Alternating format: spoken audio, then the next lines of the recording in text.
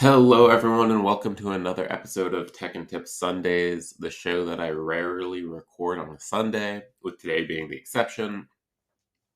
And it's a show where I kind of talk about strategies or tips I've picked up along my Tekken journey to help either improve at Tekken or just think about Tekken a different way, even if it doesn't help you improve. But I think, you know, just thinking about Tekken from different perspectives can never be a bad thing in terms of improving your own gameplay. So today I wanted to talk about a pretty big concept, which is the notion of game plan in Tekken. And this was actually something that I didn't really learn about for a couple years until I started hearing different players talk about it and players better than me talk about it. The idea of going into a match or going into a set with a specific game plan about what you want to do and what you want to accomplish, and how that game plan may change or evolve over the course of a match. And so I think this can actually be broken down into three different categories of game plans. So there's going to be a static game plan, which is going to be your highest level game plan. And essentially, it doesn't matter who your opponent picks character wise. It's just something that's true throughout the entirety of almost any match. So we'll get into examples in a bit. And then one level down, so a slightly lower level, is your dynamic game plan, which is essentially something that can change on a per character basis or even in a per game or per round basis. So, like, I have a game plan based around this one character. I'm going to apply it for the first game. If it's working, not working, I'm going to switch it up the next game. So it's like not quite on a second to second basis, but it's a little bit higher level. And then the lowest level of game plan, I think, is kind of what I'll call a reactionary game plan, which is basically within the dynamic game plan that I'm working with. It's basically asking the question, is this game plan working or not working because of the game plan itself or because of smaller techniques that I'm messing up? So, for example, let's actually just start with a low level reactionary game plan example, and we'll work our way up, bottom up approach. And I'm going to talk pretty generically here and just kind of use any generic character with generic terms. And then after going through an example, if you want to stick around, I'll give a concrete example with Fang, who's kind of been the character I play recently. Okay, so an example of your lowest level, what I'll call reactionary game plan, is, am I punishing certain moves correctly? How is my timing for certain moves? And are these things being successful? So in the timing example, it doesn't really matter what my game plan is, whether it's offensive, counter hit, defensive, right? If my timing of, for example, a mix up keeps getting blocked, then that might not be a problem with my game plan. That might be a problem with the timing of what I'm doing. So if I'm doing a plus frame mid into a full crouch mix up, if every time in my full crouch mix up I'm getting interrupted with something, then it might not be a problem with going for a full crouch mix up, but it might just be like, okay, I need to wait for them to like whiff their jab. Well, I guess a jab wouldn't hit, whiff their button, and then go into the full crouch mix up or whiff punish them. Another example might be if I'm trying to fish for counter hits, if every time I'm a split second too late, then that might not be a problem with counter hitting. That might just be a problem with my timing for these counter hits. So the strategy of counter hitting might still be good, and fishing for the certain move might still be good, but I just need to adjust this micro thing. Or again, punishment, right? Is my punishment for against a certain move good or bad? Yes or no? And the reason why I call these reactionary game plans is because they can evolve like on a second by second basis. After each interaction with your opponent, you might have to switch things up. So if I block a low and I don't punish it, part of my change might be, okay, next time I'm going to punish it. And this is something that you should always constantly be thinking about. And it's never one thing at a time, right? It's a couple things. Like, I need to punish that. I need to change my movement speed or something like that, just to keep things fresh and to make sure you're like optimizing everything. So then I've kind of mentioned it a little bit, but a next level up from that is kind of a dynamic game plan, which is, for example, I want to play offensively right now, or I want to focus on testing matchup, not really testing matchup knowledge, but testing matchup specific knowledge of, let's say, I'm playing, King versus Xiao Yu. As a Xiao Yu player, I might want to test a bunch of matchup specific things, especially since King has a lot of trouble hitting AOP. So this is the reason why I'll call this dynamic, is because if in round one I'm being super duper offensive and everything's getting shut down, and in round two I'm being super duper offensive and I've changed my reactionary game plan and everything's still being shut down, then I think you can start to say, okay, maybe I have to play a different way. Maybe I have to start fishing for whiff punishes and play a little bit more defensively. Or maybe I have to go for like kind of a mix of offensive and defensive, or kind of focus on counter hitting, or focus in general on timing mix ups, stuff like that. So this is things that can change round to round or even between games. And I would even categorize like switching characters as part of a dynamic game plan after losing a set, for example. Okay, so that's kind of your mid-level dynamic game plan. And then the highest level, I'll call a static game plan. And this is something that's just like true for you, basically, no matter the matchup, in terms of the character they pick. But this can be something like, okay, I know with my character, I have this kind of frame-based setup, and I just want to test their knowledge. It doesn't matter who they pick. I want to test, if I do jab into whatever, that their response, maybe they'll get counter hit, maybe not. I just want to see how they respond.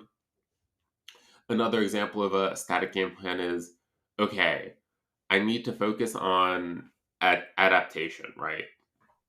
So adaptation is something that should always be happening in every game, but it's important to like state it explicitly in a high level way, just so that you're keeping yourself focused. Or maybe another like example of a static game plan could be, for this set, I am going to play riskier basically no matter what, even if it's working or not working.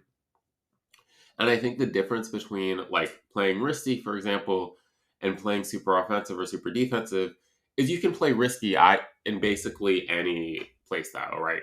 If I'm playing a counter hit focused game, I can throw riskier, heavier counter hits. Or like if I'm playing super offensively, that could be the difference between going in for a bunch of pokes or going in for a health sweep or a big low. So I think the highest level game plan should kind of be like, it doesn't matter who your character picks. Or who your opponent picks. It's going to be what's constant throughout the whole game, essentially. And this is kind of just like, could even be thought of as like tips. Like, I'm going to focus on whiff punishing. I need to keep that in the back of my mind. And so I think as you get better and better, and this is certainly true for me, each of these game plans is more and more conscious when I'm playing the game. So I'm thinking about like, what's my reactionary game plan in between games. It would be ideal if I could do this in between rounds, but I struggle with this. But in between games, thinking about my dynamic game plan, like, was this strategy working? Do I have to change it? And then also thinking about, okay, have I actually adapted to my opponent? Have I actually checked the tech that I've labbed against them, yes or no, and kind of going through these checklists in between games, or again, ideally in between rounds. And then if you're like within a round, then you're really firing on all cylinders, and it's probably had like 10 or 12 Red Bulls. Okay, so that was the generic character version of things. I would say I'll just kind of like do a quick episode wrap up, and then you can stick around for a Fang example if you'd like. But yeah, thanks for listening. I hope this was helpful. I think I spoke in terms of terms that you can apply to your own character and kind of think about going forward. And I really think it's helpful just to kind of be conscious of what you're actually doing. And I think thinking in terms of these three game plan types is a good way of doing it. So thank you for listening. And if you want to hear a Fang example, stick around. Okay, so here's a Fang example that I've kind of been deploying when I play. And this was especially true after the Tekken 8 CBT because I was just thinking, wow, Tekken doesn't have this heat system. I can kind of simplify things down and apply this new game plan. So this time, let's go from high level to low level. So what is my kind of static game plan with Fang? My static game plan was essentially 1-3, seeing how they respond to the 1-3 string, seeing how they respond to me back tempo, step, and neutral, because a lot of people will panic button if you back tempo and neutral a bunch, and essentially making sure that I mix up the lows that I'm using. This is super important with Fang because if you get, it's very tempting to get caught in a trap, at least for me, of using down back 3 way too much. And down back 3, while it's super good, again, it's launch punishable, and also it can be fairly predictable because there's a specific range where down back 3 is your only low that's going to hit. And so they can basically kind of fuzzy duck at a certain range and block it a bunch. Whereas if you mix in down 2s, down 3+4s, even down back 3s, which is kind of a, no, not down back 3, that's Snake Edge. Maybe it's just down 3, which is kind of like this weird low, full crouch down forward 1. Then not only do you start mixing up the ranges that your opponent will expect a low from, you may even trip them up in terms of punishes, right? Because if you just do the same low over and over again, then they know, okay, I punish it with this and it's going to be an optimal punish. But maybe you've even seen this in high level tournament. If someone's mixing up lows really well, then when they throw out the sweep or they throw out the launch punishable low, the other person might do a -13 punish or even a -12 or 11 punish. And part of the reason is the mental stack of like, okay, I block the low and do punish is getting overloaded. So I think those three components make up a lot of my high level game plan with Fang. And then another thing, of course, is just like when I'm at the wall, keep them at the wall. So I know that's like obvious and kind of true for every character, but with Fang, especially since he has like big wall splatting mids that do a bunch of damage, I basically just want to keep them there as long as possible until I get that wall splat. And if I never get it, that's fine. But if I do get it, then I think like probably the round is more or less secured. So then let's go into like the mid-level game plan that I've been adapting. And the first one, I'm sure many Fang players can relate. I start out very aggressively.